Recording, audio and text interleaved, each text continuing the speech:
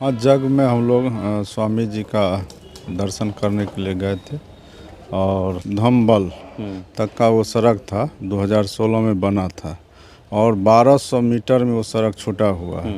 उसको समस्या को दूर करना होगा, क्योंकि वो निजी ज़मीन है, तो उसको कैसे दूर किया जा सकता है। अभी हम लोग जाते हैं ग्रामीण कार्य मंत्री जी से बात करके और उसको हम लोग सड़क को बनवाएंगे। ये तो एनएच का मामला है और इस तरह का अगर कठिनाई कहीं आएगा और किसी कारण से अगर आता है और हमेशा अगर इस तरह का कोई घटना घटती, उस समय भी तो मुख्यमंत्री नीतीश कुमार जी ही थे, जिस समय वो साथ में थे, तो वो इनका श्रेय कैसे ले सकते हैं।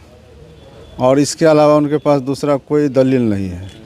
शाहपुर विधानसभा में आए हुए हैं, स्वामी जी के जग में गए थे।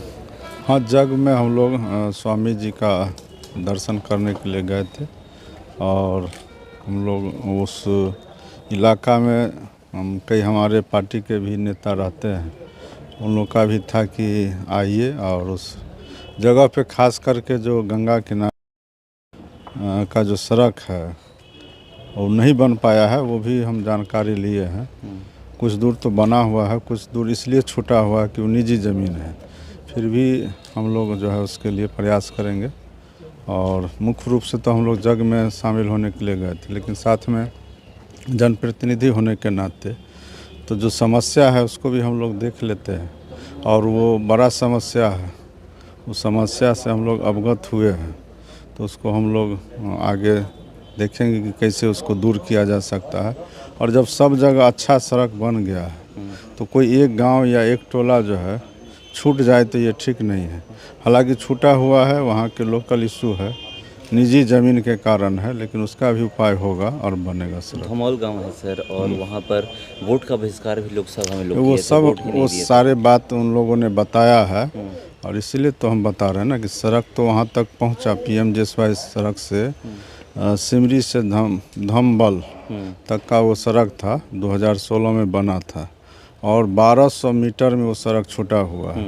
उसको समस्या को दूर करना होगा, क्योंकि वो निजी ज़मीन है, तो उसको कैसे दूर किया जा सकता है। अभी हम लोग जाते हैं ग्रामीण कार्य मंत्री जी से बात करके और उसको हम लोग सड़क को बनवाएंगे। एक और समस्या है शाहपुर विधानसभा में, बिहिया चौरस्ता पर 4 लाइन पे सर्विस रोड नहीं बना हुआ है। आए दिन एक्सीडेंट हुआ है, कल भी एक एक्सीडेंट हुआ था जिसमें एक लड़के की मौत हो गई। उससे पहले नहीं, ये तो एनएच का मामला है और इस तरह का अगर कठिनाई कहीं आएगा और किसी कारण से अगर आता है और हमेशा अगर इस तरह का कोई घटना घटते तो विभाग उस पर तो संज्ञान लेकर के उसका उपाय करेगा। वैसे हम लोग इसको जानकारी में देंगे एनएचआई से बात करके। 2 राज्यों में जो चुनाव हुए हैं, बिहार में भी 4 सीटों पे उपचुनाव हुए हैं। नहीं, क्या रिजल्ट उसमें महाराष्ट्र में भी और झारखंड दोनों जगह एनडीए की सरकार बनेगी। अभी झारखंड में तो 1-2 विधानसभा में चुनाव प्रचार में भी हम गए थे, तो वो सीट तो जीतेगा ही और एनडीए जो है 2/3 बहुमत से वहाँ सरकार बनाएगी। और जो बिहार में 4 उपचुनाव हुए हैं उसमें चारों का चारों सीट हम लोग जीतेंगे। कल जो नियुक्ति पत्र का वितरण हुआ है उस पर आरजेडी के लोग कह रहे हैं कि ये जो प्रक्रिया है हम लोग चालू किए थे, क्रेडिट लेने की होड़ मची हुई। जो 19 साल सरकार रहा मुख्यमंत्री नीतीश कुमार, उस समय भी तो मुख्यमंत्री नीतीश कुमार जी ही थे, जिस समय वो साथ में थे, तो वो इनका श्रेय कैसे ले सकते हैं।